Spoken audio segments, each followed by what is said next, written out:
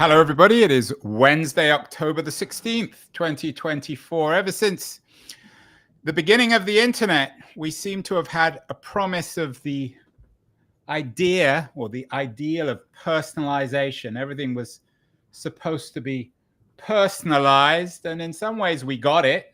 For some people, like my old friend Shoshana Zuboff, this has turned into a nightmare. Her book, on the age of surveillance capitalism, was a bestseller, very influential in terms of the impact of the digital technology on personalization. We're being watched all the time. She teaches at the Harvard Business School.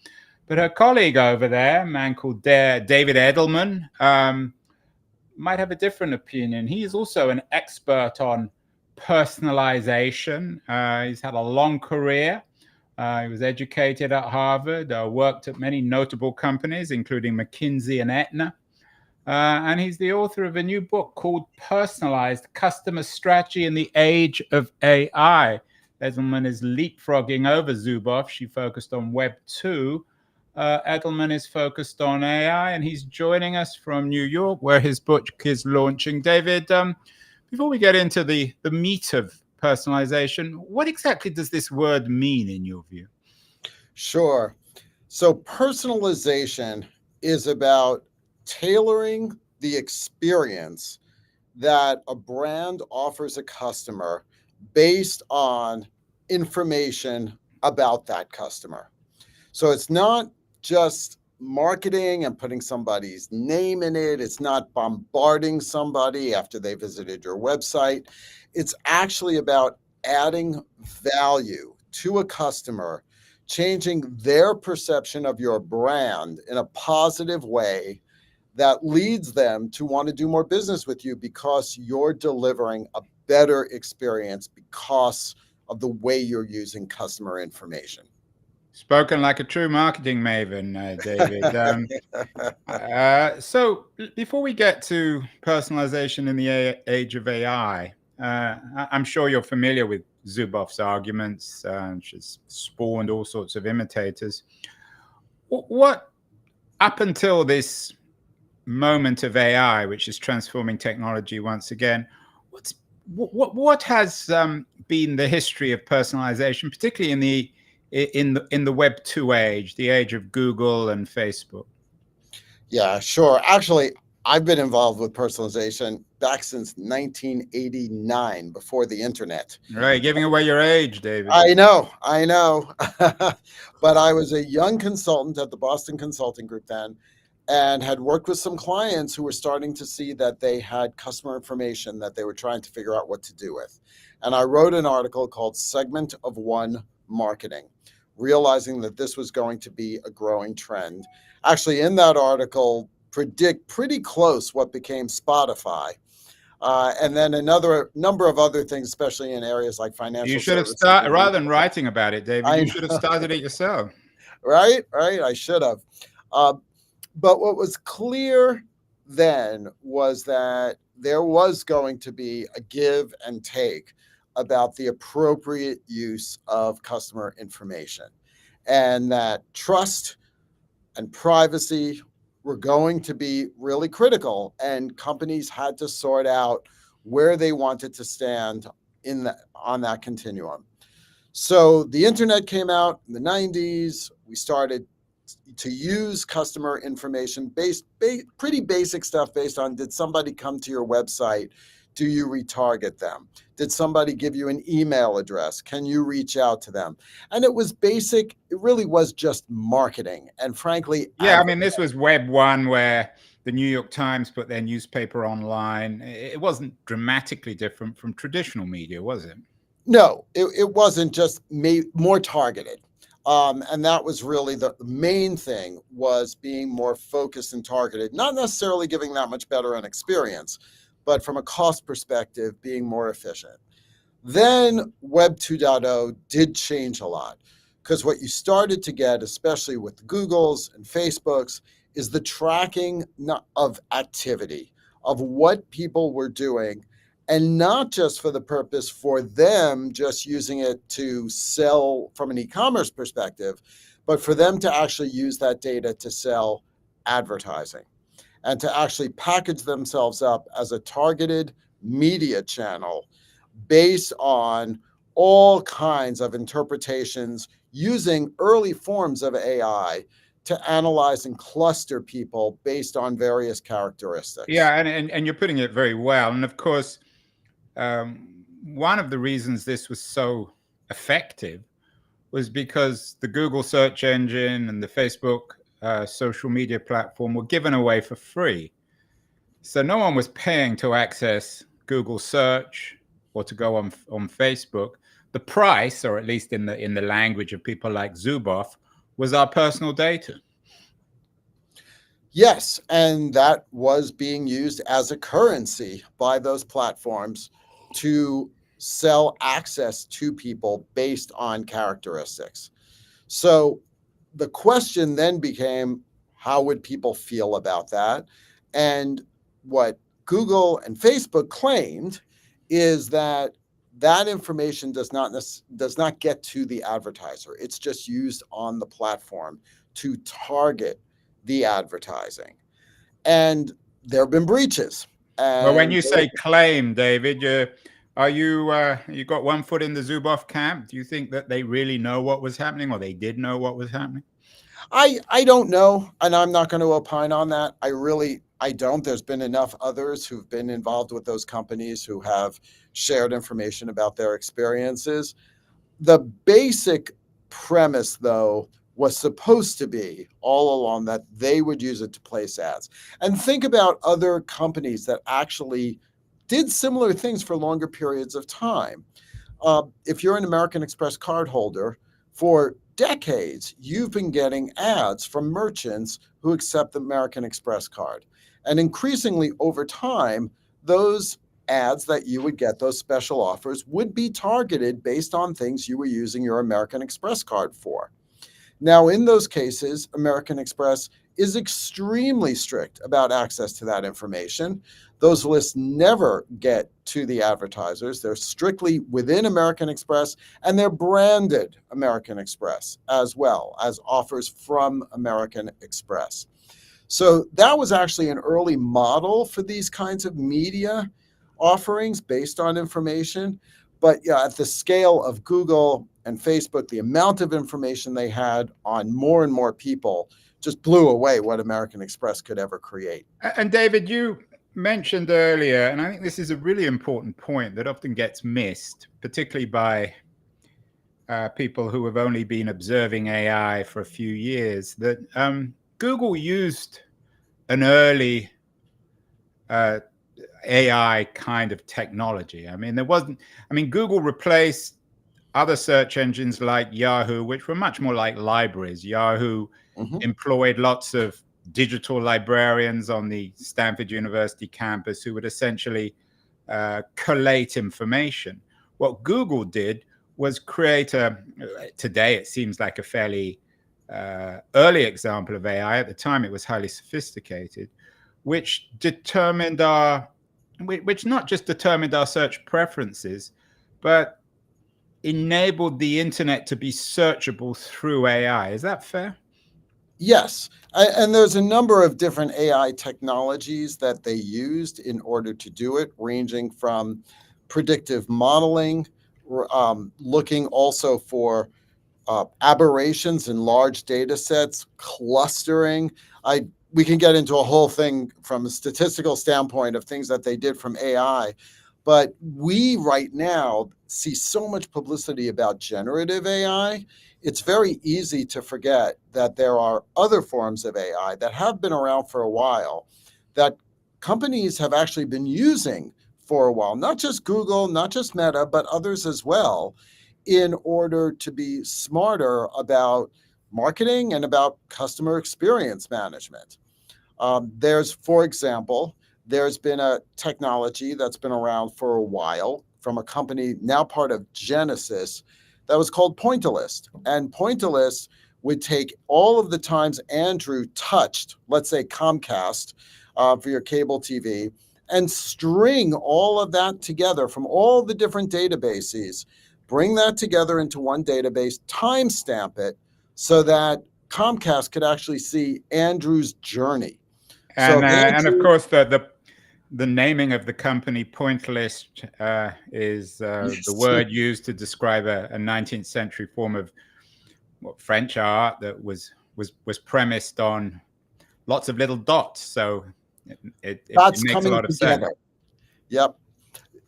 Dots coming together to create a full image. Right. And so what Comcast could do is know that Andrew was on the app. Andrew had trouble paying a bill. Andrew is now calling into the call center. Boom, they know immediately that you had trouble paying your bill on the app. And that call center rep can handle that call. And let's be clear, David, if anyone from Comcast is watching, I don't want to be bothered by Comcast. They're my internet provider, but I loathe them like most people loathe their internet providers. So let's move on. I'm joking, of course. The subtitle of your book is Customer Strategy in the Age of AI. You've noted that AI has been used really for the last 25 years in the evolution of the internet. When, in your view, at least in terms of this book, did the age of AI arrive? Did it arrive with ChatGPT, with generative AI, or how are you using the term AI? Sure. Look, AI has been, like I said, being used for quite a few years, but the widespread use by companies who aren't only digital natives really has exploded since the introduction of generative AI. And that has done two things. One, it has spread a whole bunch of capabilities to do things like generate content, to generate code that companies can use that never had those capabilities before. But it's also led them to explore other forms of technology, other forms of AI, such as, for example, large-scale parallel testing AI. There's a company called OfferFit that allows you to do multivariate testing at scale. That's not generative AI, but the act of generative AI being available now has led people to look at a broader range of AI tools that they can use to personalize experiences. And all along, when I've been working in this space, the challenge has always been personalization requires added cost because you're personalizing. And on the other side, you want economies of scale. And so there's always been this tension between personalization and economies of scale.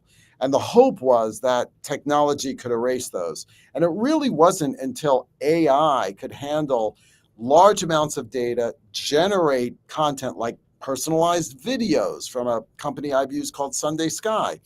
Until those capabilities were available, it was hard to do personalization at scale at reasonable economics. And that has been unlocked now. So this is what we call the age of AI, really has been from over the last 2 years. Post GPT-3 or 3.5. So, David, the book, Personalized Customer Strategy in the Age of AI, is written for marketing executives, for corporations. If Shoshana Zuboff, your colleague at Harvard Business School, or people who agree with her idea, if they're watching this, they're going to be really chilled. It's all very well providing these new tools. They're supersonic versions of the original Web 2 tools. Is this perhaps chilling from the you talk about customer strategy in the age of AI. Customers, of course, are actually human beings like you and I. Is this potentially even more dystopian than Web 2, where we're going to be watched and followed and not only intimately known in terms of what we're doing, but what we will do? All sorts of very dire literature on this, David. There certainly are all kinds of dystopian predictions, and the danger's there. And we don't deny that. In the book, we don't deny it. There are plenty of risks.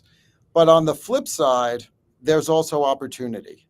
And there's opportunity for humans, people, customers, to see what AI can do to give them added value, to help them do things they could not do before, to help them see the power of giving permissioned information to a brand that they can work with, whom they trust because of what they do. And that can change the game. I'll give you just a simple example. Yeah, and I was going to ask. I mean, I want you to put on your. I mean, you seem to naturally wear rose-tinted glasses, but put on a particularly strong pair of them, and tell me what the promise is for. I mean, we all use American Express, for better or worse. We all have to rely on companies like Comcast. How is this going to improve our experience with credit card companies or ISPs? Well, let me give you let me give you an example that I think brings this to life that you can apply to a lot of different things. So a few years ago in my town, I lived at the time in Lexington, Massachusetts. They offered a discount on solar panels if you put them on your house. And I got bombarded with marketing from all kinds of companies trying to sell solar panels at various discounts. One company called Sungevity, sent a physical envelope that said, "We've looked at your address. We've done the math. We believe you can save over 20% on your annual energy bill. There's a personalized URL in this envelope for you. Enter it in and you'll understand more." Entered in the URL, got a Google Earth image of my roof of my house with solar panels superimposed, a calculation down the side of how much energy those panels would generate. Then they took data from Zillow on the square footage of my house to estimate how much energy in total I would likely use over the year. So they had the numerator and the denominator, came out to 21.3%. I was pretty impressed. They said, "Click here to talk to somebody." I clicked and I was immediately put into a video conference with a guy who greeted me, knew who I was right away, said, "Mr. Edelman," he saw I was Mr. Edelman. "I'm delighted to tell you how you can save over 20% with Sungevity." And it kept going along those lines of completely personalized experience. Now, something like solar panels, that's complicated actually. Even though it's a commodity, there's tax implications. If you generate too much, you have to sell it back. You've got leasing implications, and this dramatically simplified it. So is that creepy? Some people might feel No, it's not creepy. And it's interesting you bring up solar panels, and I'm just thinking out loud here. I live in San Francisco, which is supposedly the heart of technology. It's where the most sophisticated tech companies are. A couple of years ago, we had solar panels put on our roof. I went to Tesla. They couldn't do it. And then we hired a company who will remain nameless, who are the opposite of what you suggested. They mystified us. They overcharged us. They messed us around. They kept us waiting. They didn't present the information in a coherent way. What I'm perhaps suggesting, the company you use sounds like a no-brainer. Why isn't that standard industry practice? It seems so obvious. Well, I think in a lot of cases, it takes experimentation, innovation to think about the customer experience, think about the customer first, how you're going to create value for the customer versus just manipulate them by bombarding them. I mean, look, one of the dangers of AI is you can create all this content and just fling out all this crap at people. And less is more. And the more you can make it relevant and helpful, the more you'll cut through. But you have to have that philosophy. So the book actually is not just. When you say you have to have that philosophy, you mean the philosophy of putting. I mean, we've heard this before so many times, David, and it never seems to be true. Putting the customer first. What philosophy is this? This is putting the customer first. Is really thinking about customer value. So one of the things we talk about in the book is empowering your customers. You have to empower them. There are 5 promises. The first is empowering them. So how are you empowering them? What solution are you offering them that creates value for them that they couldn't do before? And that's the discuss, and that's more than marketing. That's the whole executive. Yeah, I mean, the model for this, we could go back to Web 1, is Amazon. I mean, they're a very controversial company, but they have empowered, for better or worse, some people think it's for worse, the customer. Yes, they've empowered customers. Spotify has, Uber, but now we're seeing companies that are not necessarily digital natives doing this. And it's even in B2B. I'll give you an example there. So the food delivery company, Cisco, Yeah. SYSCO, not the tech company, has an app that procurement managers at restaurants use to order from them. And in 300 milliseconds, that app, when somebody opens it, is completely customized to that procurement manager, to their geography, their menu, their price point, the consumption trends that they've had, also what Cisco may have extra supply of that they want to move on a discount, whether that person tends to buy in bulk or not. All of that is rendered immediately there to make it easy Where for do they them. get the data, though? I mean, so for some people, it would be creepy that, I mean, you can do it by hand to check on Zillow and prices of homes and where people live. But wouldn't you have to click, especially if you were in Europe, which is more highly regulated, wouldn't you have to click on a series of interfaces to even allow these platforms to access these different pieces of information about yourself when it comes to your house and the solar panels? Well, in the case of the house and the solar panel, they didn't get any information directly from me. It was all public sources that they could get. So they were able to take a Google Earth image and actually process it using AI to interpret it for the visual nature, longitude and latitude, east, west, all of that. They actually did the hard math to process that. But yes, in terms of companies who you do business with, if they're gathering first party data from transacting with you, yes, I believe you're going to need to get permission. We talk about that in the book, strategies for getting permission. You can also ask people, by the way. I just moved from Lexington to Cambridge. Home Depot was bombarding me like hell when I moved. They finally asked me, "What's your next project?"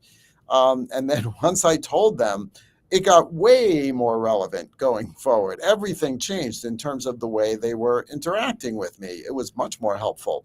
But we call that zero party data. Yeah, I mean, David, your namesake, Richard Edelman, I don't suppose you're We are connected, not related. but another previous guest on the show. Had lots of interesting conversations with him. He has the so-called the trust, the Edelman Trust Barometer, which every year seems to go down. It's amazing because sometimes it's hard to imagine how it can get below zero. But how is this going to play in the Edelman Trust Barometer? Is it going to make more or less trust between customers and companies? If done well, it will increase trust. We've done surveys of thousands of consumers in the US and in other countries. 70% of people who responded say they are open and have done more business with companies who have used their customer information appropriately in doing business with them. Now, this also 3/4 said the opposite as well. I don't know if it's the same 3/4, that they've stopped doing business with companies who have used their data in a way they felt was inappropriate. So there's a control function that you need to have to be able to manage it and think carefully about whether you are really adding value versus being manipulative.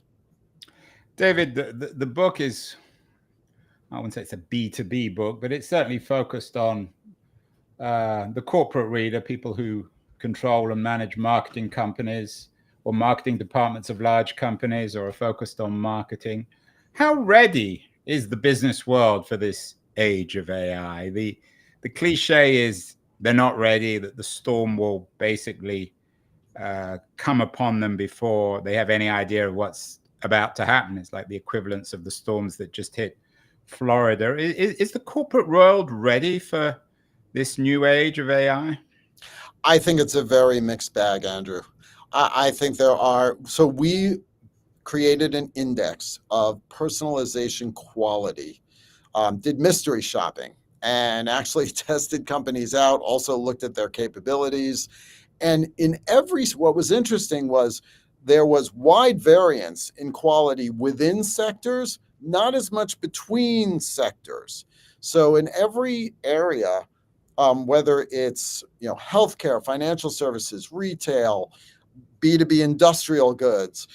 There are leaders who are not digital natives, who are starting to use these, who are starting to offer new kinds of experiences, who are testing and learning. There's a lot of experimentation involved, and they're open to doing that. And then there are those who are laggards, who have a hard time. They're very worried about all the risks involved, haven't figured out how they want to manage those risks, be careful, but yet experiment. And they also have very fragmented organizations where it's hard to bring the company together to figure out as a whole, how do we want to add value? Because it's not just a marketing thing.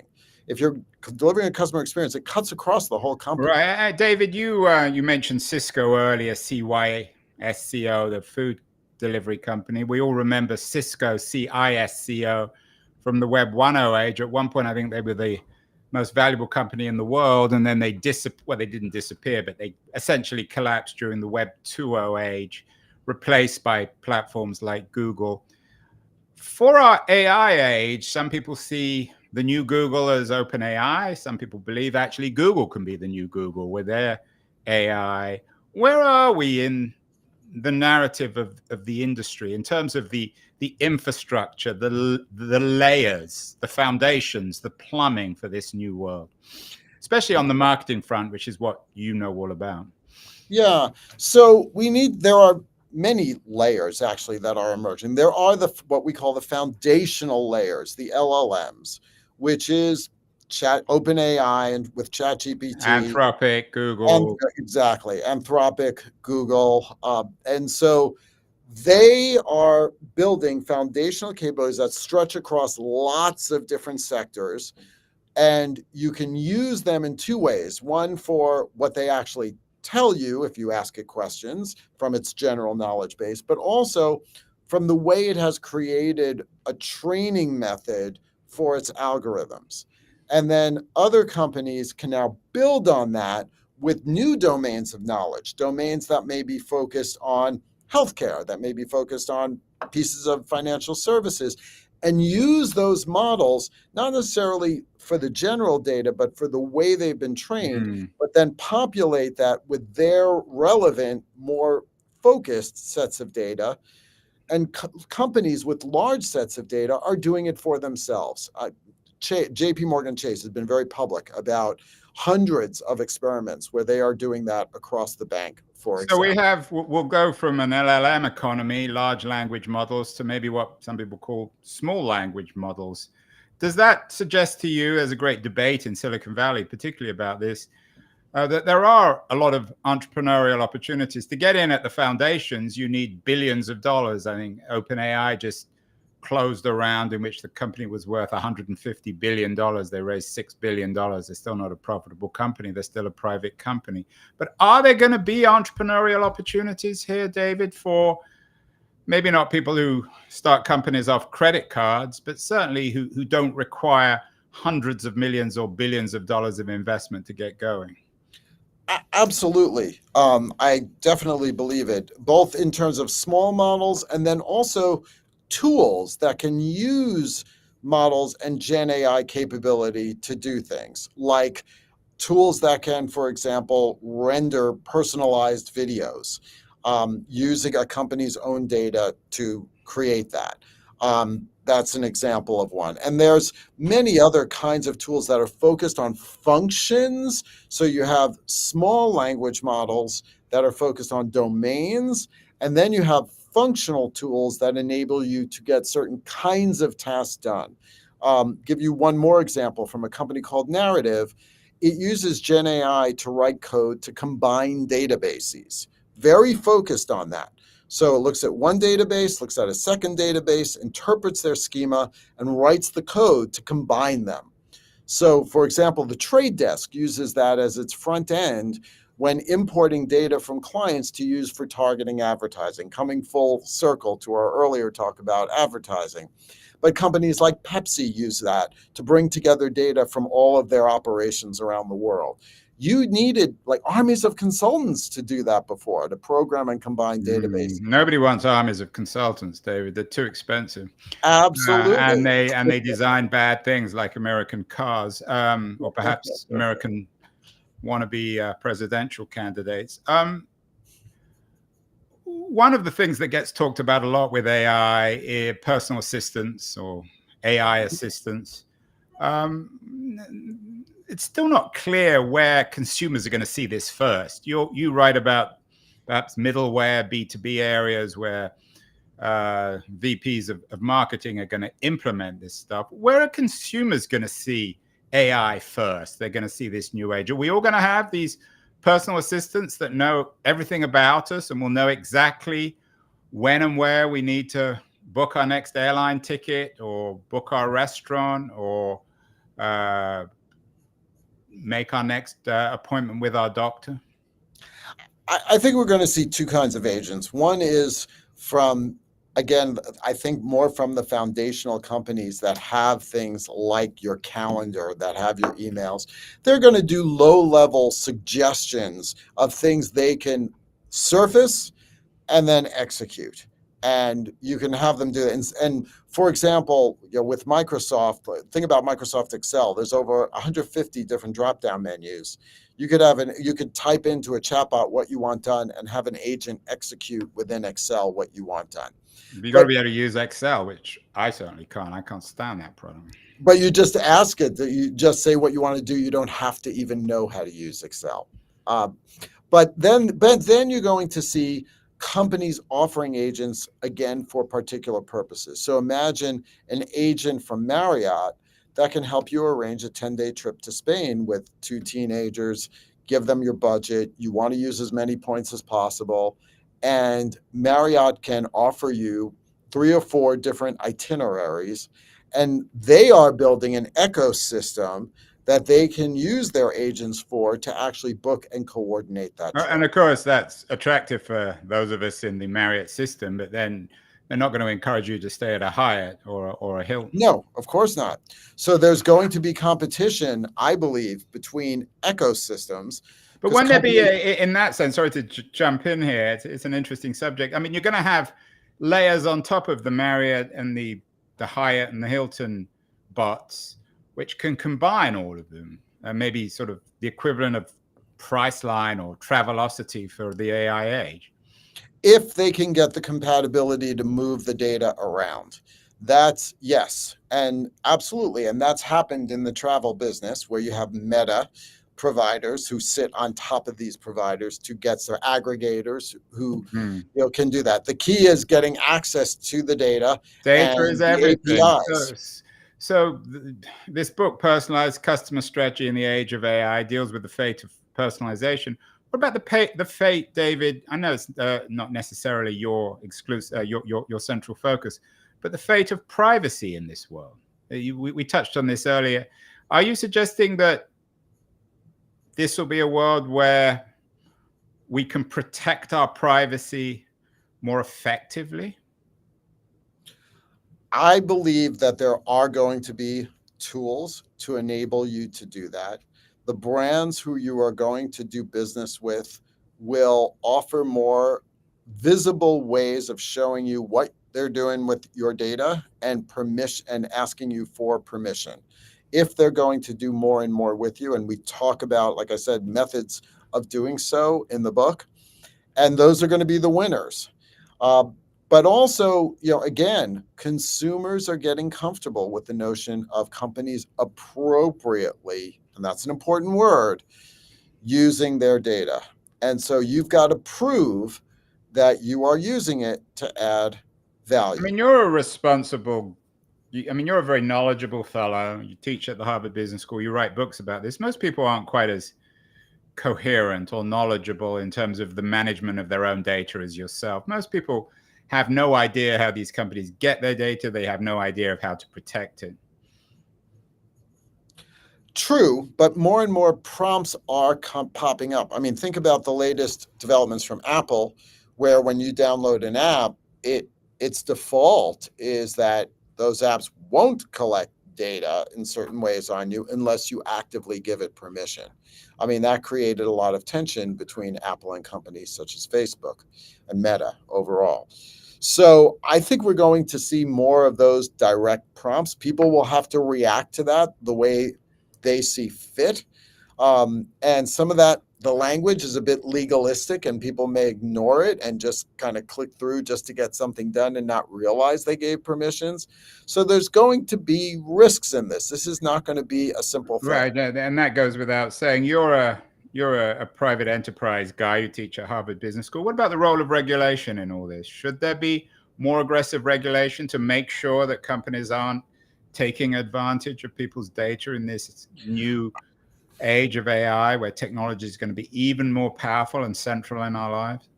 Yes, I do, actually. I believe there should be, and I am amazed how little discussion about that there has been in the election debates.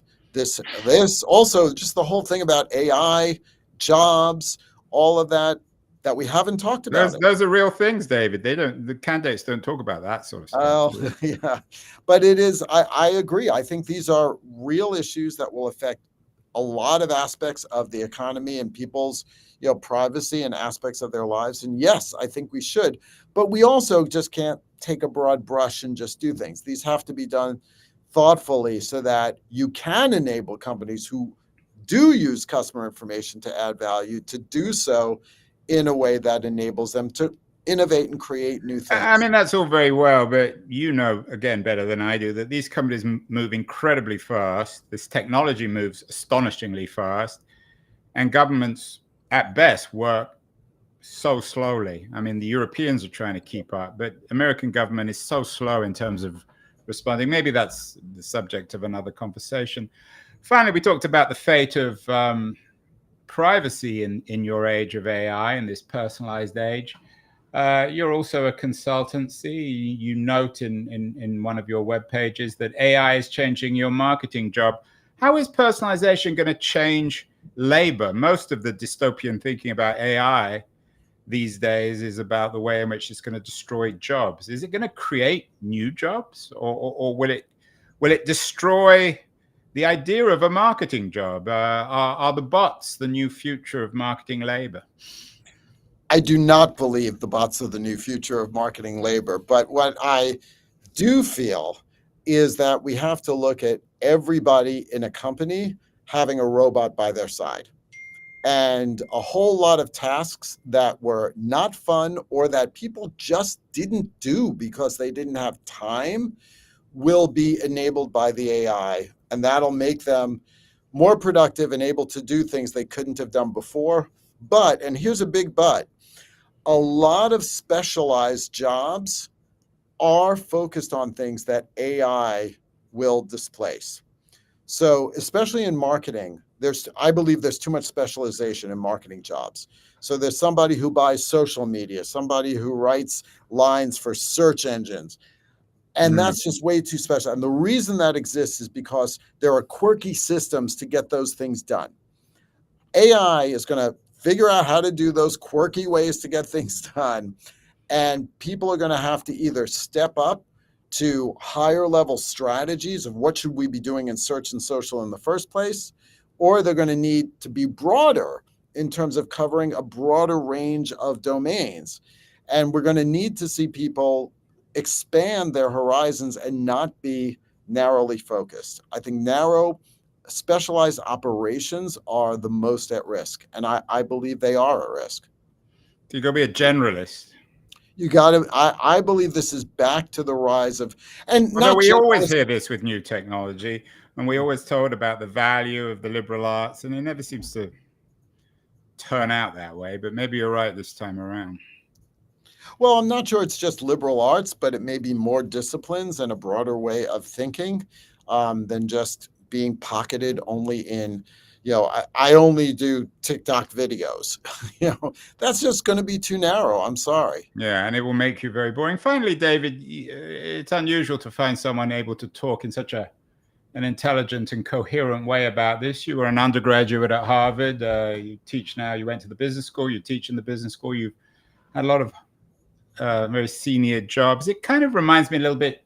You remember, of course, Ginsberg's famous Howl poem. He wrote, "I saw the best minds of my generation destroyed by madness, starving, hysterical, naked, dragging themselves through, blah, blah, blah." And that got adapted, I think, by some marketing people in the early days of the internet, saying that the best people of their generation got focused on selling advertising.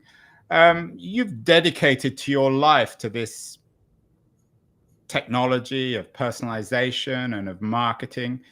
Do you feel it's been a good investment of your time? Are you proud of what you've done in your life? Yes, I am very proud. I'm very proud because what I also feel I've done is elevated marketing from just being advertising to being the more critical strategic driver of growth for companies, especially those that I've helped as a consultant at Aetna when I was chief marketing officer, and improve the status and the role of marketing, the impact that it can have because of these technologies, and thinking about the whole customer experience that a company offers, not just advertising, but the end-to-end way a company is delivering value. That I'm very proud of, expanding people's minds and giving the people I've worked with the opportunity to have that kind of impact. Well, there you have it. One of the best minds of his generation, David Edelman. His new book, Personalized Customer. He's a co-author of it with with Mark Abraham. Mark also teaches at the Harvard Business School. No, Mark is a partner at the Boston Consulting Group. He runs the well, you're part of that elite. You were McKinsey, Aetna, Boston Consulting Group, Harvard Business School. Very smart, intelligent man, and I think able to put this new age of AI, certainly when it comes to marketing, in very coherent terms. The book is out today, David. Congratulations, and I'll get you back on the show because you bring some very valuable coherence to a subject that is much misunderstood by many people. Thank you so much.